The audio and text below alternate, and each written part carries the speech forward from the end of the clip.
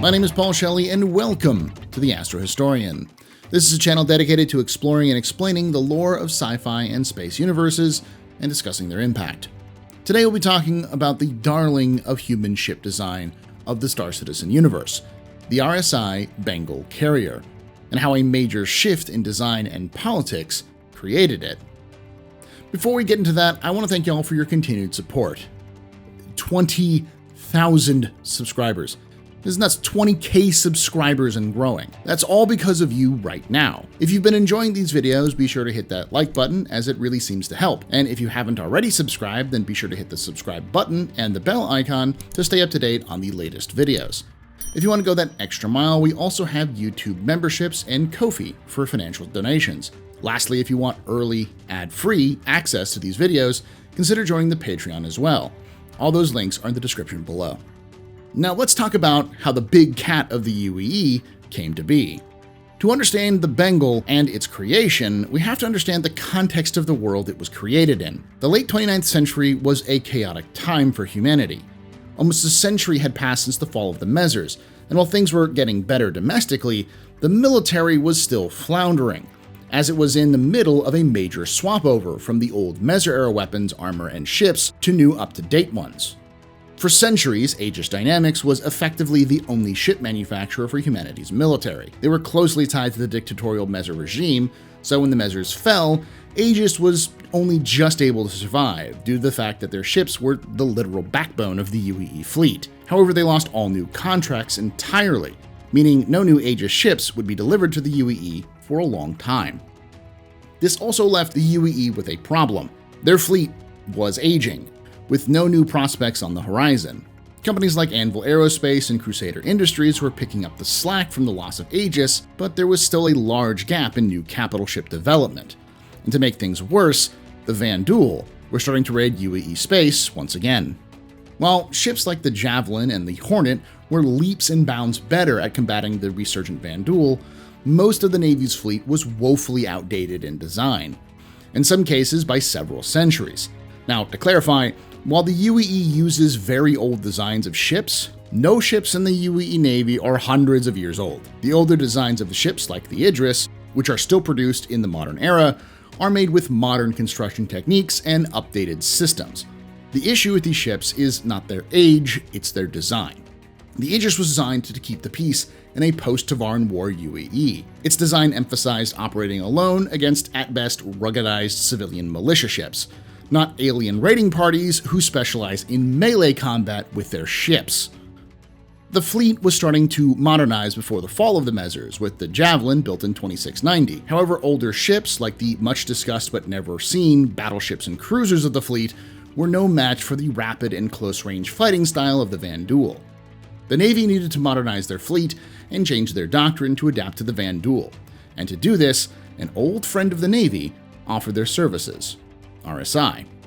You see, ever since the Second Tavaran War, RSI had been without any military contracts, most of their ships being replaced with new Aegis designs. While RSI had continued to work with government scientific bureaus and the Terraforming Oversight Committee, the company had shifted most of its focus towards commercial and civilian contracts. In fact, RSI was so divorced from the machinations of the UEE that they actively used the failures of the Mezzer regime to make themselves look good. When the 12-year-old child laborer Anthony Tanaka was shot dead on the factory floor by the Mezzer advocacy for refusing to work, RSI very publicly began to distance themselves from the Mezzers. The CEO acknowledged the sad death and ordered a complete evaluation of all RSI facilities to make sure that they were adhering to all health and safety standards. This would garner a response, with a few months later, Ulysses Mezzer released damning and incontrovertible evidence of corporate malfeasance to news orgs, claiming that the CEO at the time, Gedema, had embezzled federal finances for personal use. The case languished in the courts for years, but the constant barrage of quote-unquote evidence forced Gedema to step down. Ever since, RSI and the UEE had been butting heads politically, so when the Mezzers were overthrown, RSI came out of the feud with even more power and prestige, having openly challenged the Mezzer regime, yet still with no military contracts. However, during the first half of the 29th century, they made inroads with the military, suggesting the use of their extensive and purpose-built heavy shipyards around the L points of Earth to construct capital-class ships, and around the middle of the century, both sides came to an agreement. RSI would take the place of Aegis, building the next generation of capital ships, this time with heavy emphasis on fighting the Vanduul. The crown jewel of this agreement was the design and construction of a new supercarrier-class ship, which would be dubbed the Bengal class.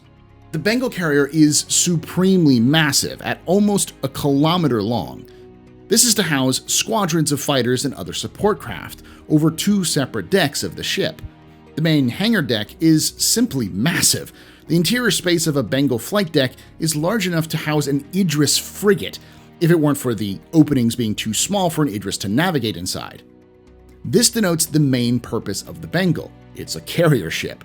Its job is to house the main force of any fleet against the Vanduul, the flexible squadrons of large and small ships such as the F-7A Hornets, F-7C Lightnings, Gladiator bombers, and more, which all act as a force multiplier for the ship. However, the ship isn't just a carrier. It sports impressive firepower as well. Bengals come standard with 20 twin-linked Size 7 anti-spacecraft ballistic cannons loaded with flak rounds, and at least a dozen remote phalanx point defense Gatlings and Beehive missile pods. But the true threat of the ship comes with its turret of 4 bearing Shipbuster railguns, which are designed for engaging enemy carriers and the much-feared Vanduul Kingship. To give you context, a Shipbuster railgun is said to be able to core a cruiser-class ship and below with a single shot. Since the Javelin, UEE naval ships have been designed with 3 major factors to help them against the aggressive Vanduul threats: thick armor, sloping hulls, and massive firepower. This is because the Vanduul favor close-in fighting with heavy weapons and, whenever possible, melee attacks. Yes, even with their capital ships. As we already stated, the Bengal has impressive firepower between its squadrons and armaments, but it also has impressive armor. One source stated that the armor of the ship is 34.4 inches or 92 centimeters thick. To put that in perspective, the Yamato, the most armored battleship in human history, had its thickest armor at 25.6 inches or 65 centimeters. Then, to aid that armor in deflecting incoming blows, much of the ship's hull is sloped. The ship itself has a max crew of 476, with habitation for all. Now, this is likely reflective of the Bengal having a larger capacity than 476, just that it has 476 stations on the ship, meaning the average Bengal could have crews of over 1,000 in certain conditions. Given the size of the ship, it's also difficult for that personnel to move around, and as such, the Bengal actually has its own tram system to allow the crew to quickly move through the ship. It's also stated that the ship was designed to be as self-sustaining as possible, with an average of 20 years worth of fuel. The engines and power plant of the ship are classified, but some sources say that the ship runs on a bespoke antimatter reactor, which is orders of magnitude more efficient than typical fusion reactors that power other larger naval vessels, which may account for the longevity of the Bengal. It's also not hard to believe that a ship like the Bengal is designed to meet all the needs of the crew, with any amenities a starman in deep space patrol may need to not only survive, but keep morale high. Though this is a supposition at this point, and no interior layout of the ship is yet available. The Bengal Carrier has since become a staple of the UEE Navy, practically the poster child of the new UEE itself, with its iconic silhouette plastered over recruitment ads and posters all over the Empire.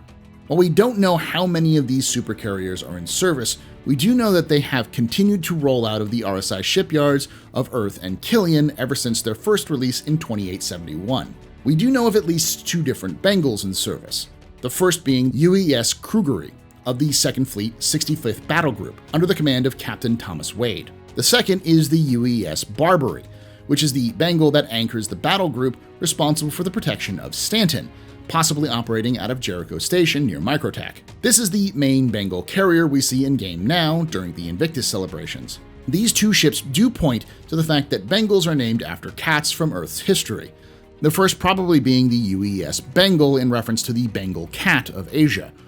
The Krugeri is named after a South African lion, and the Barbary after a North African lion which is now extinct. Future ships will likely keep this naming convention. Bengals have been described as the tip of the spear for the UEE Navy, and it's not hard to see why. The ship plays a pivotal role in not only defense against external and internal defense, but that of morale and public confidence. Its imposing size and distinctive shape make the Bengal Carrier a statement of might and power of the UEE. I'd like to thank you for watching, and I'd like to thank those who are on screen now for supporting the channel financially.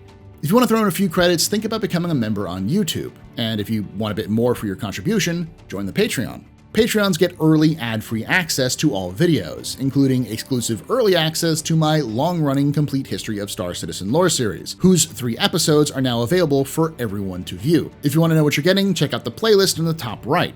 Now, I want to hear your thoughts on the Bengal Carrier and any other lore topics in the comments below. And as always, remember, ex historia ad astra.